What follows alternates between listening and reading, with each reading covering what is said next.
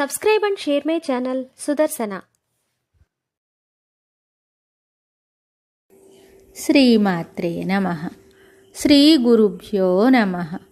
శ్రీమద్దేవి భాగవతము 9వ స్కందము. నరక కుండములు, వాటి యందు ప్రవేశించు పాపులు, పాపముల వర్ణనము.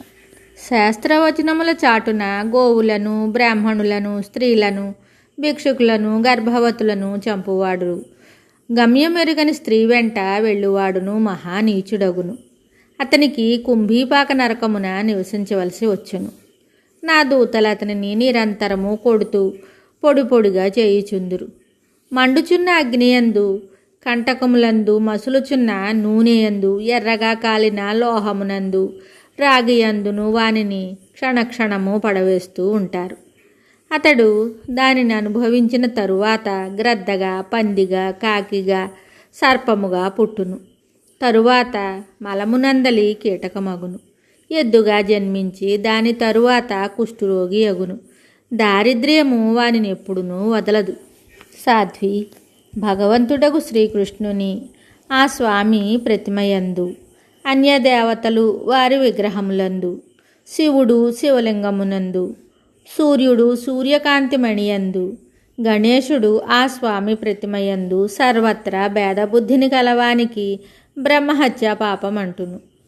అది శాస్త్రాదేశము. తన గురువునందు, ఇష్టదైవమునందు, జన్మనొసగిన తల్లియందు భేదబుద్ధి గలవాడు బ్రహ్మహత్యా పాతకి అగును. విష్ణు భక్తులయందు, ఇతర దైవభక్తులందు, బ్రాహ్మణులయందు, బ్రాహ్మణేతరులయందు భేదబుద్ధిని ఉంచువానికి బ్రహ్మహత్యా దోషమంటును. బ్రాహ్మణుల చరణోదకము, సాలగ్రామము ఒకే విధముగా పవిత్రములు. వీటి యందు భేదము చూపువాడు బ్రహ్మహత్యా దోషి అగును. భగవంతుడగు శివుని నైవేద్యమందును, శ్రీహరికి నివేదించిన నైవేద్యమందును భేదమును వెలుబుచ్చువాడు బ్రహ్మహత్యా పాపి అగును. పరిపూర్ణతముడు భగవంతుడగు శ్రీకృష్ణుడు సర్వేశ్వరేశ్వరుడు. ఆ ప్రభువు సకల కారణములకు కారణమైనవాడు. సర్వాంతర్యామియగు ఆ ఆదిపురుషుని సకల ప్రాణులు ఆరాధిస్తారు. ఆ స్వామి రూపములు అనేకములు, మాయామయములు.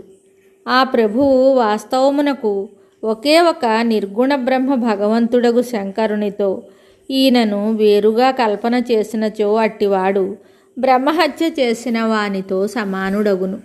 భగవతి యొక్క భక్తులయందు, ఆ దేవికి సంబంధించిన శాస్త్రములందు ద్వేషబుద్ధిని చూపువానికి బ్రహ్మహత్యా దోషము కలుగును.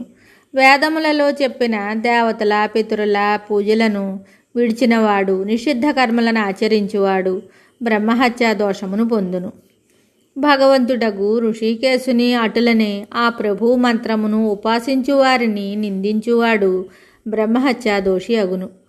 ఆ ప్రభువు విగ్రహము ఆనందప్రదమగు జ్ఞానస్వరూపము, పవిత్రములలో పరమ పవిత్రము, వైష్ణవజనులకు పరమ ఆరాధ్యము, దేవతల చేత సేవింపబడినది. అట్టి సనాతన భగవంతుడగు శ్రీహరిని పూజింపక ఆ ప్రభువును విరుద్ధముగా నిందించువానికి బ్రహ్మహత్యా పాపం అంటును. దీనికి కారణము బ్రహ్మస్వరూపిణి మూల ప్రకృతి భగవతి భువనేశ్వరి సర్వశక్తి స్వరూప. ఈ మహాశక్తి సకల చరాచర జనని అని చెప్పబడును. సకల దేవతలు ఈమె స్వరూపమే. అందరూ నిరంతరము ఈ జననికి ప్రణమిల్లుచూ ఉంటారు. అట్టి సర్వకారణ రూప భగవతి జగదంబను నిందించువారు బ్రహ్మహత్యా దోషులవుతారు. శ్రీకృష్ణ జన్మాష్టమి, రామనవమి, ఏకాదశి, శివరాత్రి, రవివార వ్రతము ఇవి మిగుల పుణ్యప్రదములు. పరమ పవిత్రములైన ఈ 5 వ్రతములను ఆచరింపనివాడు చండాలుని కంటే అధిక నీచుడగును, బ్రహ్మహత్య చేసిన పాపియగును. సమర్థుడై ఉండి కూడా గురువును, తల్లిని, సోదరుని, సాధ్వీయగు భార్యను, పుత్రుని, అనింద్యయగు పుత్రికను పోషించనివాడు బ్రహ్మహత్య చేసిన వాడవును. భగవంతుడగు శ్రీహరి యొక్క భక్తి నుండి వంచితుడైన వాడు బ్రహ్మహత్యా దోషి అగును. నిరంతరము శ్రీహరికి నైవేద్యము సమర్పించి భోజనము చేయనివాడు భగవంతుడగు విష్ణువును, అటులనే పుణ్యప్రదుడగు పార్థివేశ్వరుని ఉపాసనయందు విముఖుడైనవాడు బ్రహ్మహంతకుడుగా చెప్పబడును.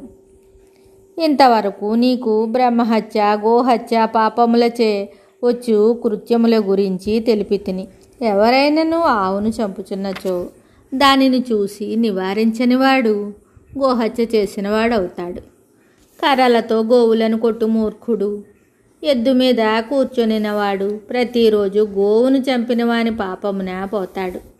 గోవులకు ఎంగిలిని తినిపించినవాడు, ఎద్దు మీద కూర్చొని వాని అన్నమును తినువాడు నిశ్చితముగా గోహత్య పాపే అవుతాడు. కాలితో అగ్నిని తన్నినవాడు, గోవులను కాలితో తన్నువాడు, స్నానము చేయకుండా పాద ప్రక్షాళన చేయకుండా దైవ మందిరములకు వెళ్ళువాడు గోహత్యాపాతకి అవుతాడు. మిగతా కథ తరువాయి భాగంలో తెలుసుకుందాము. శుభం. Subscribe and share my channel Sudarsana.